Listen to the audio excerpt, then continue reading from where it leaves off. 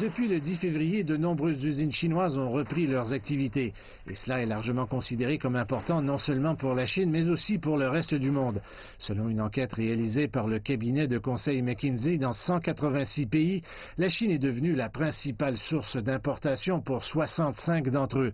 Avec plus de 14 000 milliards de dollars américains, l'économie chinoise a connu une croissance 7 fois plus importante que pendant l'épidémie de SRAS et fait désormais partie intégrante de la chaîne d'approvisionnement mondial. Cette entreprise de Shanghai produit des pompes pour les immeubles résidentiels et de bureaux. Ces pompes sont prêtes à être expédiées à travers la Chine et vers d'autres marchés étrangers. Mais il y a un défi.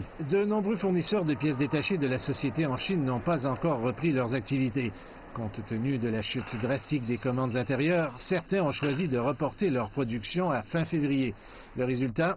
Nous ne sommes qu'à environ 30% de notre capacité de production habituelle. Mais en attendant, la société doit toujours payer la location de l'usine et les salaires des employés. Les problèmes des fournisseurs de pompes chinois soulèvent des inquiétudes sur les marchés internationaux, car la Chine exporte jusqu'à 28% des équipements mécaniques mondiaux. Des préoccupations similaires sont largement partagées entre les différentes industries.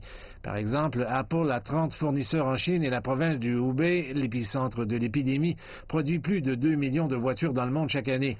Cela rend la survie des entreprises chinoises extrêmement importante, voire cruciale, pour l'économie mondiale. Je suis sûr que nous serons en mesure de rebondir après la fin de cette épidémie, mais le défi restera présent tout au long de cette période. Les autorités centrales et locales déploient ce mois-ci des mesures pour soutenir le secteur privé. La ville de Xi'an, par exemple, appelle à un soutien gouvernemental supplémentaire, comme la réduction des coûts de financement et la réduction des frais logistiques.